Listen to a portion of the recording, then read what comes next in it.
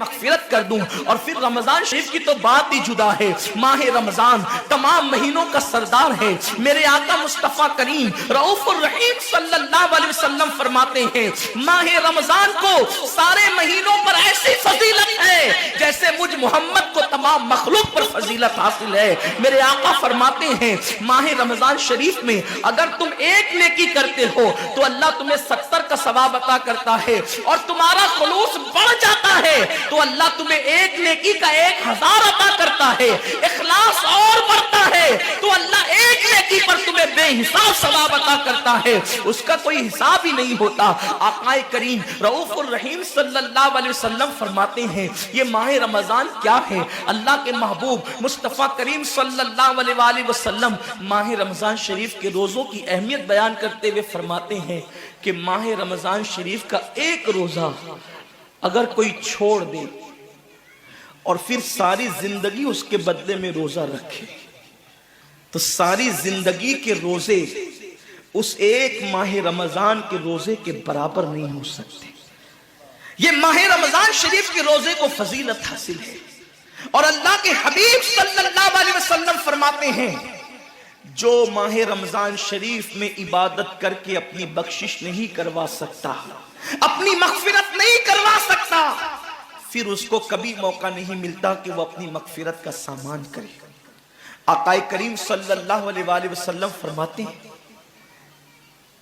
کہ سال بھر تک ماہ رمضان شریف کے لیے جنت کو آراستہ کیا جاتا ہے, جنت کو سجایا جاتا ہے, جنت کو سنوارا جاتا ہے. اور آقا کریم صلی اللہ علیہ وسلم فرماتے ہیں بڑی بڑی آنکھ والی حوریں اللہ کی بارگاہ میں عرض کرتی ہے میرے کریم ہمیں ان کی دلہن بنانا جو ماہ رمضان شریف میں تیری عبادت کرتے, ہمیں ان کے نکاح میں دینا جو ماہ رمضان شریف کی راتوں کو جگ کر کے تجھے منانے کی کوشش کرتے ہیں.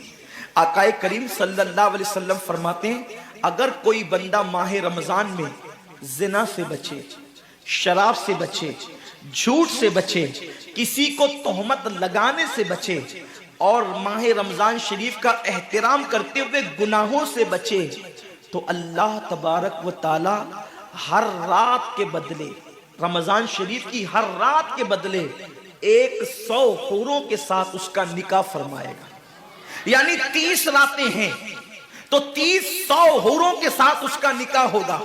اور آقا کریم صلی اللہ علیہ وسلم فرماتے ہیں ماہ رمضان شریف کا احترام جو کرے اور احترام ماہ رمضان میں جو لغویات اور خرافات کو ترک کر دے, جو گناہوں کو چھوڑ دے, زنا کو, شراب کو, جھوٹ کو, بہتان تراشی کو چھوڑ دے, آقا فرماتے ہیں اس رمضان شریف کا احترام کرنے والے کے لیے اللہ نے جنت میں ایک ایسا محل بنایا ہے. اس محل کا حال یہ ہے کہ دنیا کے سارے اولین اور آخرین یعنی آدم سے لے کر آخری آنے والے تک انسان تک اگر سارے اس محل کے اندر داخل ہو جائے تو بھی اس محل کی اتنی ہی جگہ وہ لیں گے جتنی کی بکرے کی ران آپ کسی مکان کے اندر رکھتے ہیں تو بکرے کی ران کتنی جگہ گھیرتی ہے, بس تمام اولین اور آخرین اس محل کے اندر اتنی ہی جگہ گھیریں گے. یعنی وہ محل اتنا بڑا اللہ نے بنایا ہے اور وہ محل صرف ان کے لیے ہے جو ماہ رمضان کے احترام میں گناہوں کو ترک کر دیتے ہیں, گناہوں کو چھوڑ دیتے ہیں. میرے آقا صلی اللہ علیہ وسلم کے پیارے دیوانوں, لیکن افسوس ہم اور دنوں کی طرح ماہ رمضان شریف کی راتوں کو ضائع کر دیتے. تاجروں کا سیزن آتا ہے تو تاجر پہلے سے تیاری کرتے ہیں کہ اس سیزن کے اندر میں نے مالدار بننا ہے, اتنا مال میں نے کمانا ہے کہ پھر میں نے سارے سال گھر میں بیٹھ کر کے کھانا ہے. ٹیلر لوگ تیاری کرتے ہیں عید کے موقع پہ اتنی محنت کریں گے رات دن کہ سال بھر اگر کوئی کسٹمر نہ بھی آئے تو وہ گھر بیٹھ کے آرام سے کھا سکے. کپڑے والے سوچتے ہیں کہ سیزن آئے گا, جو بھی سیزن ان کا آتا ہے اتنا کمائیں گے کہ سال بھر بیٹھ کے کھائیں گے. لوگوں جیسے کپڑوں کا سیزن آتا ہے, ٹیلروں کا سیزن آتا ہے, پھلوں کا سیزن آتا ہے, ایک سیزن نیکیوں کا بھی آتا ہے, ایک سیزن مغفرت کا بھی آتا ہے.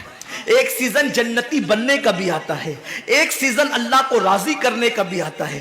ارے یہ کیا کم ہے، میرے رسول سچے نبی صادق و مصدوق نبی نے فرمایا ماہ رمضان کی ہر رات اللہ پہلے آسمان پہ تجلی کرتا ہے اور اللہ اپنے بندے سے پکار پکار کر غروب آفتاب سے لے کر صبح صادق طلوع ہونے تک کہتا ہے میرے بندے اگر تو گنہگار ہے تو مجھ سے معافی طلب کرتا کہ میں تیری مغفرت کر دوں، میں تجھے جنت کا پروانہ عطا کر دوں۔ اگر تو غریب ہے تو مجھ سے دولت مانگتا کہ میں تجھے دولت عطا کر دوں، اگر تو نعمت سے محروم ہے تو نعمت مانگتا کہ میں تجھے نعمت عطا کر دوں۔ یہی وجہ تو ہے حضرات صحابہ کرام جب رمضان شریف آتا تو وہ ایسے تیاریاں کرتے تھے جیسے ہم اپنے گھروں کی شادیوں کی تیاری کرتے ہیں۔ صحابہ اتنے مصروف ہو جاتے رمضان شریف کی تیاریوں میں، اور کیسی تیاری کرتے، ہم بھی رمضان شریف کی تیاری کرتے ہیں۔ ہماری تیاری کیا ہے؟ سحری میں تری کے مسالے کو چاہیے، سحری کے اندر یہ چاہیے، سحری میں وہ چاہیے، افطار میں یہ چاہیے، افطار میں وہ چاہیے۔ مجھے اس سے کوئی جو ہے وہ شکوہ نہیں، میرے آقا نے اس سے منع نہیں کیا۔ حضور فرماتے ہیں کہ رمضان شریف میں گھر والوں کا دسترخوان وسیع کر دیا کرو، گھر والوں پہ زیادہ خرچ کیا کرو، اس لیے کہ جو گھر والوں پہ رمضان شریف میں خرچ کرتا ہے اللہ اس کو اپنی راہ میں خرچ کرنے کا ثواب عطا کرتا ہے۔ اور فاروق اعظم فرماتے ہیں جو رمضان شریف میں کشادگی کرے گھر والوں پر اللہ اسے جہاد میں خرچ کرنے کا ثواب عطا کرتا ہے۔ مجھے اس سے کوئی شکوہ نہیں، لیکن صحابہ کی تیاری کیا ہوتی تھی؟ جب رمضان شریف آتا صحابہ اپنے بستر کو باندھ دیا کرتے تھے۔ رمضان شریف آتا تو صحابہ بستر کو باندھ دیتے تھے۔ کیوں باندھ دیتے تھے بستر کو؟ اس لیے کہ اب سونا نہیں ہے، سونے کی راتیں 11 مہینے کی راتیں ہیں، اب غفلت میں زندگی نہیں گزارنا ہے، بلکہ راتوں کو جگ کر دن کو جگ کر اللہ کی اتنی عبادت کرنا ہے کہ عبادت کا سیزن آ گیا۔ اس لیے کہ اللہ کے رسول فرماتے ہیں جس نے رمضان شریف پایا اور عبادت کر کے اللہ کو راضی نہیں کر لیا ایسا بندہ ہمیشہ اللہ کی رحمت سے دور کر دیا جائے۔ اس لیے صحابہ رمضان شریف کی تیاری کرتے تھے، بستر باندھ دیتے